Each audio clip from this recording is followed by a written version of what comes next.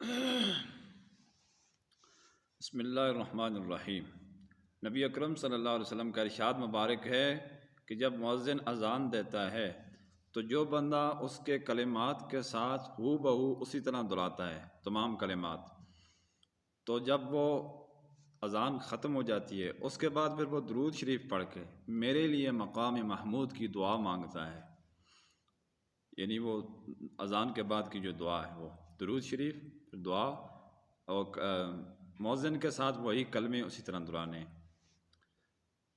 اللہ یہ کہ الصلاۃ خیر من النوم، حی علی الصلاح، حی علی الفلاح کے کلمات الگ ہیں، لا حول ولا قوت الا باللہ، حی علی الصلاح، حی علی الفلاح میں، اور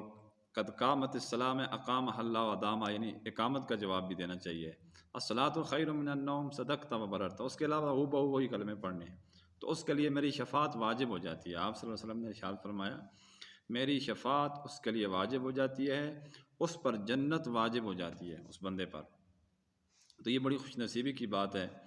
اذان کے دوران باتیں کرنا کبیرہ گناہ ہے، یہ اذان کی بے ادبی ہے، اور اللہ معاف فرمائے ہمارے گھروں کی جو حالت ہے، مطلب ٹی وی بھی لگ رہا ہوتا ہے، گپ شپ لگا رہے ہوتے ہیں، اسی طرح اذان کی طرف دھیان نہیں دیتے، توجہ نہیں کرتے، اور اتنی بڑی بشارت سے اور اتنی بڑی خوشخبری سے ہم محروم ہو جاتے ہیں۔ تو اس لیے کبیرہ گناہوں میں سے ایک گناہ یہ بھی ہے کہ اذان کی بے حرمتی کیجیے، اذان کی بے ادبی کیجیے۔ اذان کی بے ادبی یہی ہے کہ بندہ کسی اور کام میں لگ جائے، باتوں میں لگ جائے، الا یہ کہ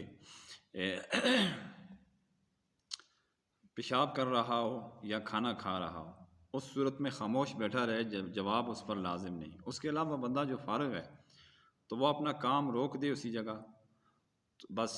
وہ اذان کا جواب دے، اس پر ضروری ہے کہ اذان کا وہ جواب دے اور اس بشارت کا مستحق ہو جائے۔ ایک مرتبہ ایسے ہوا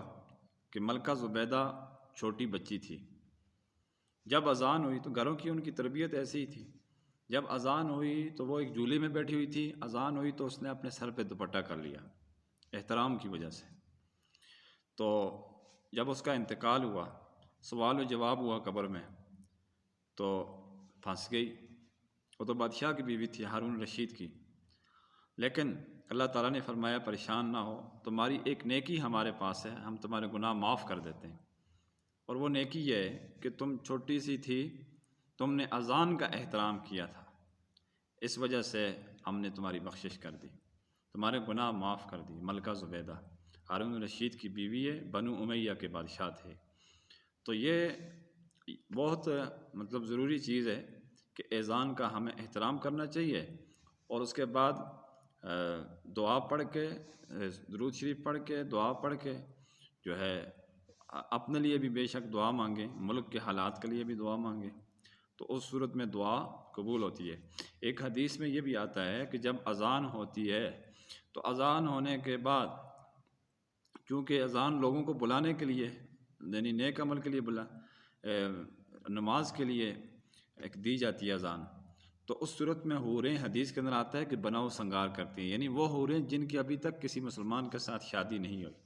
اس امید سے کہ اللہ تعالیٰ اپنے کسی نیک بندے کے ساتھ ہمیں بیاہ دے، تو یہ بڑی فضیلت ہے اذان کی، بہت زیادہ فضیلت ہے، ہمیں احترام کرنا چاہیے۔ وآخر دعوانا ان الحمد للہ رب العالمین۔